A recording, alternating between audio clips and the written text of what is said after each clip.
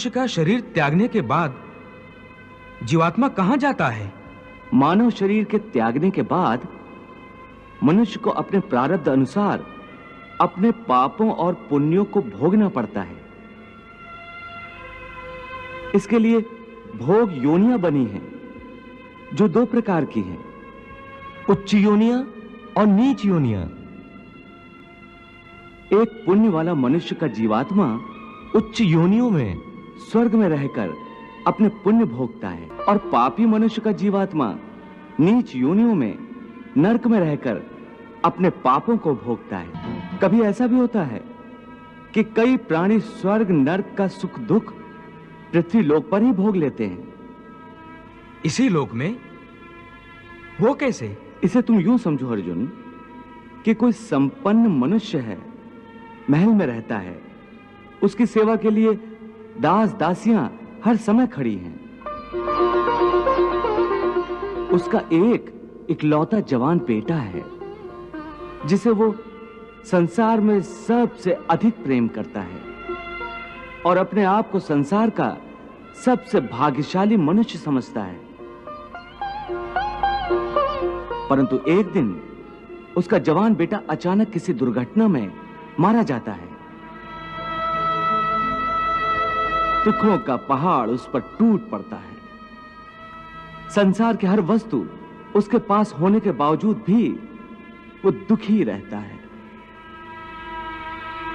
और मरते दम तक अपने पुत्र की मृत्यु की पीड़ा से मुक्त नहीं होता। तो पुत्र के जवान होने तक उस मनुष्य ने जो सुख भोगे हैं वो स्वर्ग के सुखों की भांति थे, और पुत्र की मृत्यु के बाद उसने जो दुख भोगे हैं वो नरक के दुखों से बढ़कर थे। जो मनुष्य को इसी तरह इसी संसार में रहकर भी अपने पिछले जन्मों के सुख दुख को भोगना पड़ता है। वाह प्रभु वाह। हे मधुसूदन, अब ये बताओ कि मनुष्य अपने पुण्यों को किन किन योनियों में और कहां भोगता है? हे अर्जुन, पुण्यवान मनुष्य अपने पुण्यों के द्वारा किन्नर, गंधर्व अथवा देवताओं की योनियां धारण करके स्वर्ग लोक में तब तक रहता है जब तक उसके पुण्य क्षीण नहीं हो जाते। अर्थात ये कि प्राणी के हिसाब में जितने पुण्य कर्म होते हैं उतनी ही देर तक उसे स्वर्ग में रखा जाता है। जब पुण्यों के फल की अवधि समाप्त हो जाती है तो उसे फिर पृथ्वी लोक में वापस आना पड़ता है और मृत्यु लोक में पुनर्जन्म धारण करना पड़ता है।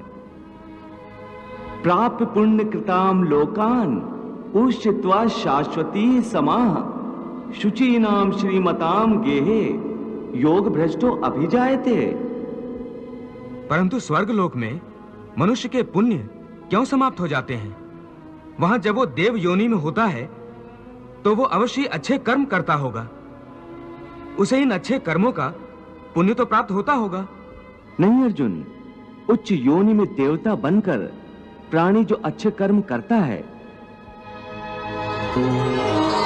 या नीच योनि में जाकर प्राणी जो क्रूर कर्म करता है, उन कर्मों का उसे कोई फल नहीं मिलता। क्यों? क्योंकि वो सब भोग योनियां हैं। वहां प्राणी केवल अपने अच्छे बुरे कर्मों का फल भोगता है।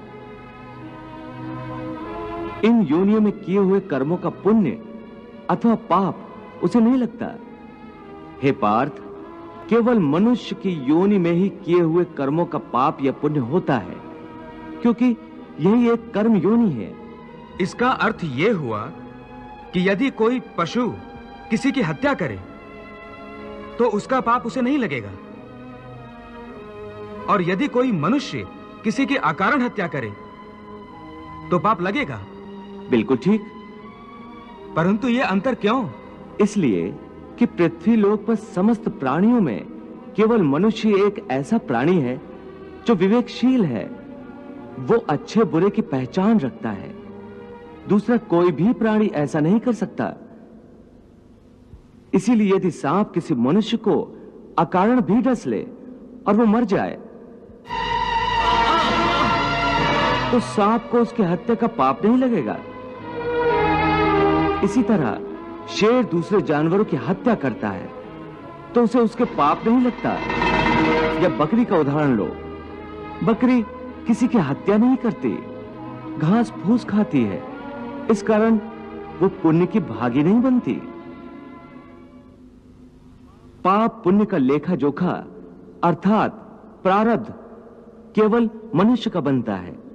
इसीलिए जब मनुष्य अपने पाप और पुण्य भोग लेता है तो उसे फिर मनुष्य की योनि में भेज दिया जाता है।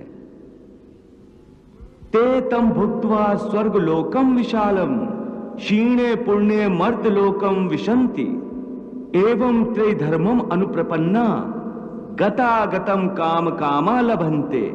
अर्थात देवों की योनियों में जो मनुष्य होते हैं वो अपने सुख भोग कर स्वर्ग से भी लौट आते हैं। हाँ, और मनुष्य की योनि प्राप्त होने पर फिर कर्म करते हैं और इस तरह सदैव जन्म मृत्यु का कष्ट भोगते रहते हैं। हे मधुसूदन, क्या कोई ऐसा स्थान नहीं जहां से लौटकर आना ना पड़े और जन्म मरण का ये चक्र समाप्त हो जाए? ऐसा स्थान केवल परम धाम है, अर्थात मेरा धाम, जहां पहुंचने के बाद किसी को लौट कर नहीं आना पड़ता। इसी को मोक्ष